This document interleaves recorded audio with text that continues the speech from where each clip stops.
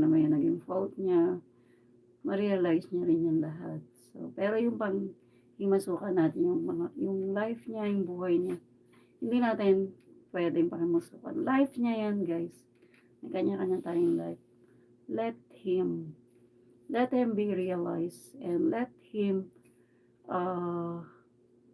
let him will make the step by his own. So, um, he can do it. He can do it. Sooner or later, he will realize everything. Okay. Kasi alam si Lord, ihipuin niya ni Lord na kung ano man yung ano. Gaano man siya katagumpay, alam niya naman niya ma-realize niya rin sa sarili niya na family is family. So, family is real love. Yan. So, ma-realize niya rin lahat yan. So,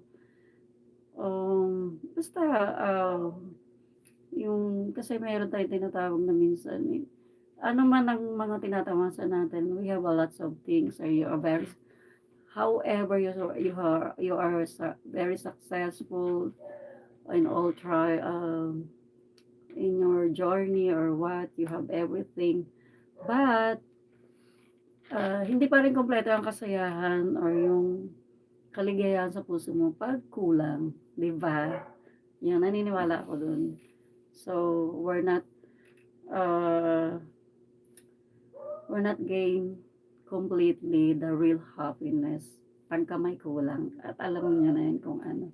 So, let him realize, Carlo will realize kung ano yung missing sa uh, sa sangkap para maging totoong complete at 100% siyang masaya. Diba? Ganun lang yun. Pero yung sasabihin yung utusan niyo siya ng ganun.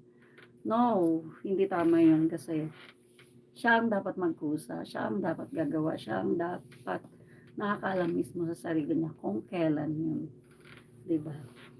So, wag na nating i-bash, wag na tayong sumausaw sa issue. Wag na nating dagdagan pa para maturete ang kanyang utak. No.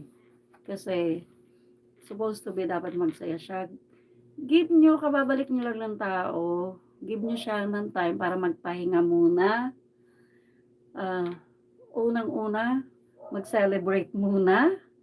So, it's a big karangalan. Ang laki-laking karangalan niyang naiuwi niya sa ating bansa. He makes all us Filipinos. That is we call Filipinos pride. Pinoy pride. Yeah. Yun yung nakaka-proud, di ba, yung ginawa niya sa ating bansa. So, let him celebrate first, no? And after that, let him rest. Kasi nga, sa haba ng biyahe, yung mga nangyari sa kanya doon, di ba? Pagpahingahin niyo muna naman yung tao, di ba? Bago niyo, bato-batuhin ang mga issue dyan. Hindi natin alam yung mga pulot dulo. Huwag na tayo sumalay. Oo, ganun, di ba? Balanse lang. Balanse lang dapat. Kasi hindi naman yun nakakatulong yung mga, kahit manggigil ka dyan, kahit mag-ano ka dyan, sila lang naman nakakalam ng punot dulo. Hindi rin naman natin yan alam. Kasi ngayon lang naman natin na knowing yan si Kaloy Yulo di ba? Wala tayo ng mga panahon na yan kung ano yung mga punot dulo ng kanilang mga alitan, portion. And so, first of all, family is family yan, di ba? So, maghihilom din yan lahat. Sila pa rin ang mga kapag-ayos ng gusot nila, guys. Problema nila. It's their own family. Let them all to realize yung mga pagkakamali din ng bawat isa sa kanila.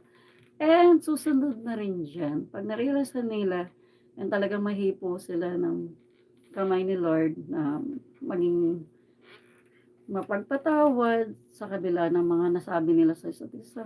Who knows, di ba? Wala ko doon. #time heals.